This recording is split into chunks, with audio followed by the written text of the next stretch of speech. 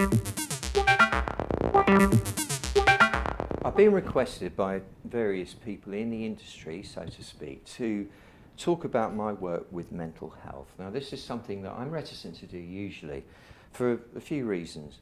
One, I'm really busy helping lots of people and doing it through the internet, through music and through writing and through online trainings and events and retreats and what have you.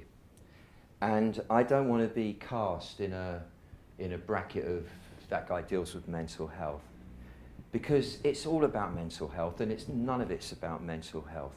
We have this absurd habit of splitting everything in a Cartesian way into it's either this or it's that, and then mental health becomes like a thing that you do or that you're involved in. And it isn't. There isn't a thing called mental health. It's an illusion, it's a fabrication. There is no such thing as mental health anyway, and who is there to gauge what is mentally healthy? Mental illness, likewise, of course, is according to the eye of the beholder. And the way I was taught, which is really in the ancient Taoist Chinese approach to the human condition, which is that based on the idea that really, you know, when your liver's overheating, you get manic, kind of crazy, irritable, frustrated, possibly psychotic tendencies. When your heart's overheating, you just get completely beside yourself with excitement or panic or whatever it is that's driving you in that moment, depending on what other organs are doing. When your spleen is too soggy, you become really worried, and you've got no organisation to you, all over the place. Just mind goes loopy. And when the lungs are too hot, say, you just want to be somewhere else all the time. You want to be the next thing, the next thing. You can never be satisfied because you're constantly racing. When the kidneys, for example, are weak in energy, which happens a lot to most people because we live in a stressful environment, you become anxious, you're nervous about everything, and you start having gloomy thoughts.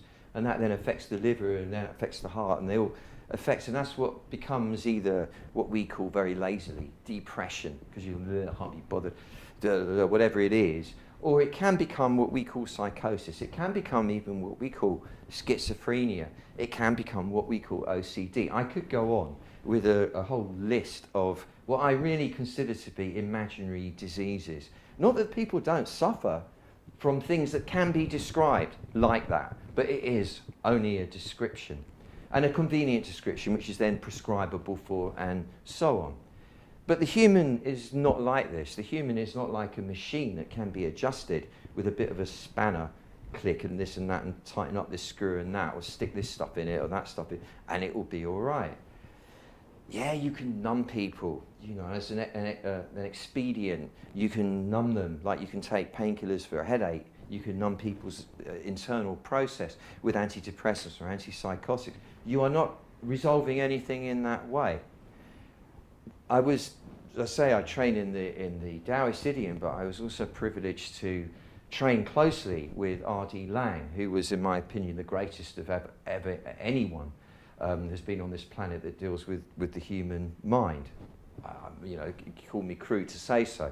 I have utmost respect for Freud, for Jung, everybody that has made major contributions to the world of psychotherapy and psychology, but I think there's no one comes close to the sheer genius, authenticity, and true compassion as a healer as R.D. Laing. And the premise, if you can call it that, because he wouldn't have wanted to formalize his way, but it's something that will resonate with you, it resonates with me, is just be yourself. Don't be the doctor. Don't be the psychiatrist. Be yourself. Don't see the other as the patient, as the sick one who needs adjusting. See them as a mirror of yourself, a fellow, a brother or a sister. And they're not somebody that needs correcting. Who are we to say who needs correcting? We're all completely insane. This whole planet is insane. The humanity is completely nuts. Who are we, any of us, to say you're really, that's it, you're beyond the limit, you're completely no good, you need to go in the dustbin, or take these pills, or have this electroshock treatment, or whatever it is, to snap a person out of it. The way is to be yourself, and to give the person your attention, Give them your presence. Bear witness to their experience without judging it, without trying to change it, respecting that the way they're feeling it, the way they're seeing it, the way they're describing their experience to themselves is completely their prerogative, and it's not for you to shift it. It's for you to honour them and to promote in them what you see as their strengths, their strong points, things that other people would completely just ignore because that person is somebody with a mental health issue. And when you can start to encourage somebody about the beautiful aspects of them, no matter what state they're in, when you can sit with them and give them your presence, your respect, your love, your openness, your support, without trying to change them, they start to flower in your presence. And there are things that you can take, like I don't mean drugs, I mean there are things that you can take from the Taoist system, which are very, very powerful, because the whole thing deals with sitting yourself properly inside your skin so that your existential state is has the equilibrium, so that your relationship with your past, with your destiny, the future, with your fellows, with your environment is an easy one, a comfortable one, so that you are motivated naturally, not by thinking about it, from a sense of wanting to join in, to contribute, to play with everyone, to make it fun for everyone. That you are driven by a natural, genuine urge to merge, in fact, with the pleroma, as Jung put it, with the collective consciousness, the collective being, and be part of this thing and love it and play with it. Things go wrong. Things go wrong in the upbringing. Things go wrong with the parents, with the kids. Things go wrong with the teachers, with the siblings, with the peers. Things that are traumatic. There's some people, for whatever variety of reasons, deal with in a way that sends them into disassociation or alienation, into an imaginary world in their head. Okay, you think that that's a disease? No, everybody does it. This is the point. They start hearing voices. It's their own voices, obviously, but it doesn't feel like it to them. It feels like something external. And these voices become demonic, and the voices start bossing them around. And then they go and get treated for it. And they'll have, cognitive behavioural therapy, or some kind of, they're experimenting now with some surgery even, to change the way people... It's utterly ridiculous. This isn't a disease. Everybody has voices in their head. Everybody. It's just that for some people the voices are loud and they just need the volume turning down. This will happen as soon as you get the person to see that these aren't demons, they're not entities. These are actually the person's true self that's been kind of pushed away while it was busy performing for the world, and it's trying to get its attention by being horrible to it. And as soon as that true self is brought into the command position inside of them, as soon as it becomes central, suddenly all these voices stop. And I'm talking from working with people here. This is not just imaginary. The compulsive, obsessive aspects of OCD, where I'm just taking as an example, is really a lot of it is a cultural frame that we're looking through there. People have rituals. And everyone, this is not anything weird. Everyone has rituals. The order in which you shave, for example, in the morning, the order in which you apply your toiletries, the order in which you will eat this and then that, and then have your cup of tea at breakfast time. The superstitions that everybody harbours to some extent. Everybody's got one. People touch wood. People don't step on the cracks. All the stuff that people do. Look at the Japanese tea ceremony if you want to see obsessive compulsive. But it isn't there, is it? It's honoured. It's a beautiful thing, and it is a beautiful thing. The zen of it is just gorgeous to observe. And it is, in our framework, obsessive compulsive to go through all these absurd, minute kind of rituals. But that's what everybody does. When these are becoming problematic and taking over, this is when somebody just needs to see that, we all do this. We all do this. It's fine. You do this because it helped you make sense of the world when you were a kid and it all seemed very chaotic. That was your way of doing it. My way of doing it is to practice my Tai Chi and martial arts every day. I order the variation. I vary the sequence in which I do them all, but I do go through the same forms every single day, the same meditation sequence. I grow in it, it expands, it becomes deeper, but it's the same one. And it's been the same one for approximately 40 years now, maybe a little bit more. I mean, that is my way of making order. And when I was working recently on this mental health project with so-called dangerous psychotics, with whom I enjoyed an incredible result after a very short time, I don't know, three months maximum. The stuff that people were saying to me, what seems like utter gibberish that's going in their head, this bizarre fantasy world that they're reporting about as if it's actually happening or actually happened, we all do that. We all walk around thinking loads of rubbish in our heads. We all walk around with the most ridiculous stories running in our heads. I mean, the fact that we think what we're experiencing is reality is ridiculous, because what we're actually experiencing is a complex of descriptions that we have made up about what we're experiencing here. It's a complete story. The miracle is that everybody can agree enough on the story collectively to be able to communicate about it. But if somebody falls out of that story or creates in their head a story that doesn't fit into the big story, who's any of us to say, you're wrong with that story? Of course, if somebody's in danger of hurting themselves or hurting somebody else, you do everything you can to protect them from doing that, and therefore protect anyone else who might be harmed by it. I mean, we can't stop all eventualities, but you do what you can. But you don't try and change them. You look to their good points. The guy I was working with had done some crazy stuff in his life and had been institutionalized 20 years. And talking to him, it was quite clear. He said, you're a very intelligent man. Now, this is something that most people would not have noticed, because he was in that so-called dangerous psychotic box. And so you think, oh, well, you know, this guy's just a dangerous psychotic. You can't listen to anything he's... Start listening to talking. He was very knowledgeable about world history. He had some brilliant ideas and theories on the way things work. And I said, you know, you're a very, very, very, very intelligent man. And he'd never heard this from anybody ever. He'd never been acknowledged for anything about him. I said, you know what else? You're very warm. This was getting through to him now. I said, no, I really like you. I like you. This is what I'm talking about, not pretending to be a doctor or a therapist or whatever everyone's pretending to be when they're working. It's just be human and be honest about, like, you're both 5-year-olds. That's where we're going to get it from, when we start to learn to be like 5-year-olds with each other. Be real, in other words. And this led to a very quick undoing of the defences of when I then said to him, well, why are you like that then? Why is it you just sit with your head tucked into your shoulder and just speak in grunts and never look me in the eye, and never look anyone in the eye? Why is that? You know, in 20 years of institutionalized life, no one had ever asked him, what's wrong with you? How did you get to be like that? As if it would be unprofessional. I mean, if you want to talk about people being nuts, I'd say that's nuts. And it turned out that he had been severely, horribly bullied as a little boy. It made me cry hearing the story. Really, I just had tears rolling down my cheeks. It was horrible. And this became such a sort of a habitual dynamic that he learned not to look at anyone in the eye and not to say anything beyond a single syllable grunt, because if he looks at somebody, they were likely to go, who are you looking at, and start. Or if he said anything beyond, he just said blah, blah, blah, and then they'd be on him. So he learned to not look at anybody, to hide with his head in his shoulder and to speak in grunts, and got used to that as being, that was his norm.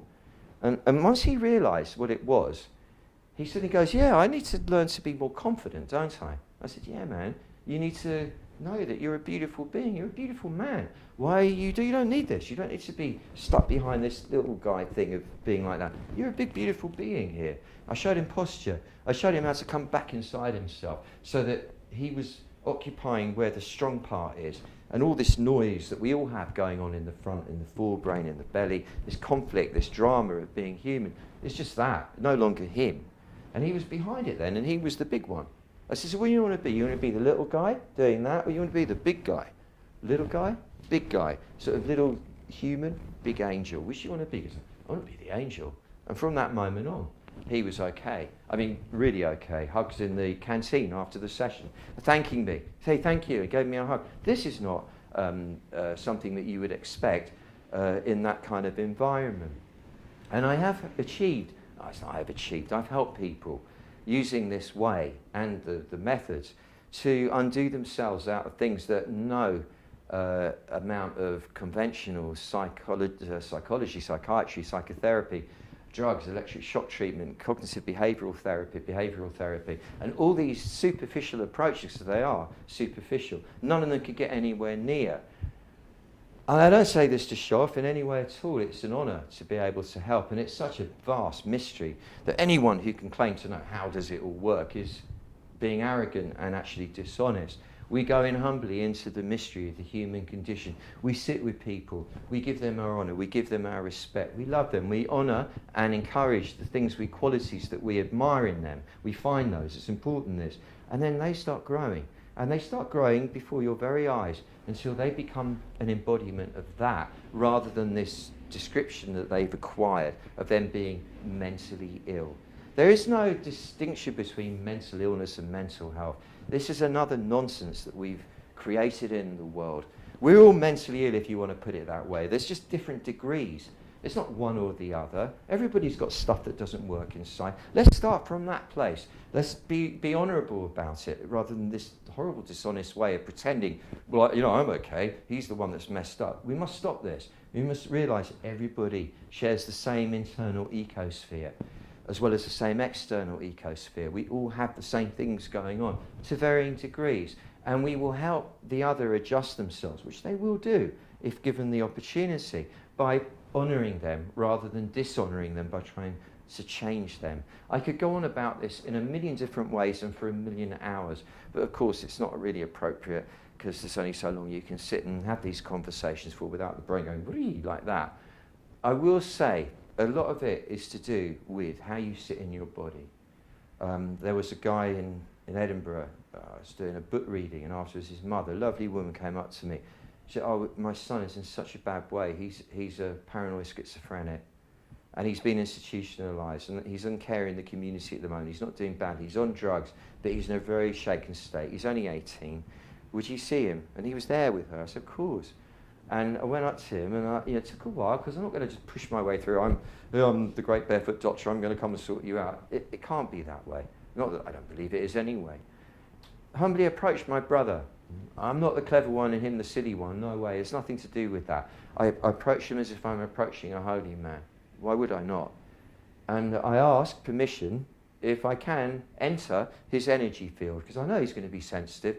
People going through that kind of experience are always in a very highly sensitive state. So he agrees, and this is a privilege. I'm being granted access to his intimate field. And I put my hand on his chest, and I bring the breastbone down like that, sort of towards the hips. And I use my hands to kind of spread it, so I'm broadening it. And he starts breathing, I can feel it. He wasn't breathing properly before. Most people don't, by the way, just because you're being labelled paranoid schizophrenic that you've got a breathing problem. Because I guarantee somebody will come up with some nonsense. If you breathe like this, it will change it. Give them pills to breathe differently or something. I felt his diaphragm relax, and he started breathing slowly. And you could feel his presence drop in. He dropped into himself. And he looks at me, absolute clarity in the eyes. And at that moment, I said, "You're here now, you're present," and he goes, "Yeah." And it wasn't like, "Yeah, we've done it." It was just very, "You're here, yeah." So tell me what's been going, what have you been, what's the most frightening, difficult part of it all? And he told me the story of what was going on inside.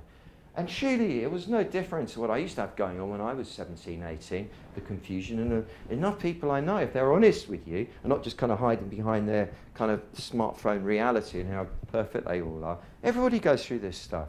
But this guy happened to have the diaphanous veil between that internal tumult and his conscious mind somehow was opened. So he could see it all, and he was in it. Most people manage to cover all that over somehow, so they don't have to go in there. But he'd come through with it all. This is no different from anybody else. And when you see that, what this guy's doing is just mirroring what I have inside of me. He's doing it much louder and bigger.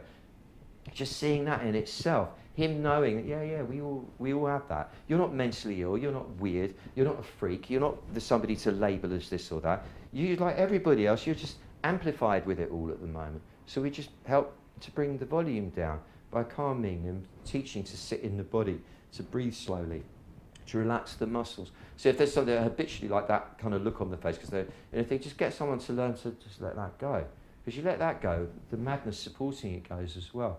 And this is with everybody, not people who are just institutionalised or being diagnosed. There are enough people that walk around like that all day that you wouldn't say mentally ill. You get them to relax that, and whatever's causing that internal lunacy that's causing it, fades away. So yeah, most of the time though, I'm focusing on people who are actively, busily engaged in the game of humanity. So they're doing lots of stuff, they're working hard, they've got families, they've got this, they've got that, they've got adventures going on. And they don't complain of any ailment mentally, emotionally, physically necessarily. They just want to expand, they want to slough off the kind of self-limiting constriction that they've placed on themselves, obviously, but that they've acquired through wanting to fit in, to get the approval of, to not upset those around them from when they were young onwards. And they found that it's become too tight and they need to let it go. And it really is a simple matter of sort of psychoenergetic move of coming into the back of yourself, where you observe that everything that you're experiencing is merely as a result of how you're describing it all to yourself. And that when you realise in the back of you that you really are huge, your presence is limitless. It's not just some thing that you've described to yourself as the guy that does this on Fridays and that on Saturdays and so on and so forth. You're a limitless presence. And the awareness of that then gives you what I call like the eagle view. Suddenly you're the eagle, you're above it and you're looking down. And then you see, and I know that at some point I'm going to die. And I can't say when that's going to be. So why would I waste a single moment of this, the greatest gift there could ever be, being alive? There isn't a bigger gift than just being here. All the rest is just, fancy dressing on top of it all, no matter how profound. Why would I waste a single moment of this? Not just loving what I'm feeling, loving what is. And that doesn't mean being in denial of the pain. It means you feel the pain and you love that too. Because this is fascinating. I'm here, I'm alive. And being alive involves the yin and the yang, the pain and the pleasure. It's totally bizarre and daft to think you should only love the pleasure. You've got to love all of it, because all of it is the big mystery expressing itself through you. You've got to love the weeds as much as you love the roses. You've got to love the thorns as much as you love the petals. You respect them. You don't go scraping yourself on them. But you love them, you don't hate them, you don't split them off. Oh, no, we don't like not thorns, we go into denial about those. Not weeds, we go into denial about them. You love all of it. In other words, you open in your heart, accept all of it, because all of it is what the Chinese call the Tao, expressing itself. And you can't just love one bit and not love the other. As soon as you learn to let yourself, which is natural, love all of it, the yin and the yang, all of it loves you much better. It's obvious, isn't it? If you love a friend, the friend loves you. When you only love the bits you like about the friend, and not the other bits, you don't really love them, so they don't really love you. So you want life to love you, you have to love it. The smelly, messy, filthy, dirty part of it, the painful part, the bit that doesn't hold together in a nice kind of orderly manner, as much as the elegance and the sheer beauty and the magnificence and the finesse of all the bits that do hold together. And the more all of us can learn to accommodate the shit as well as the bliss, the filth as well as the jewel of it all, the more we can see the magnificence in both, the more we will heal ourselves individually. In other words, make ourselves whole rather than split off into nice bits and horrible bits, and heal the collective. So there'll be less of this need to act out in these awful, violent ways that we're observing occurring these days, because instead of being in denial, we'll be in acceptance of and working with the qualities rather than trying to push away the bits we don't like. This is the way. It's the way of the Taoist. It's the way of the compassionate person. It's the way of the wise, honest person rather than the dishonest one who's, I'm all right, you're not. We're all in the same thing together. That's what it means, we're all in this together. Of course we are. This is the human condition. We're all part of it. We're all contributing to it. We're all at the behest of it. So I'd say to you, my sister, my brother, because we are all one family, the human family on the planet, let us relax inside, breathe, sink back inside, honour the fact that we all have the same components, And as we let them settle within us and let it all be okay, the weird thoughts, the lovely thoughts, let it all be okay. All of it, all the bits of our past that we thought were good and all the bits we thought were bad, all of it, all of it. And we do the same on behalf of everybody. The heart open in the front, a sense of just relaxation and natural energy moving from the heart rather than all this noisy stuff in the head. And we sit all the way down to our hips so that we're not in denial of our actual animal generative force. We move with that as well. I posit that within a very short space of time, relatively speaking, we will collectively make the next quantum leap in evolution, which will be jolly, jolly exciting. And certainly better than the alternative, which is that we don't. And thank you very much for listening. It's been a pleasure. It's been completely extemporised, off the cuff.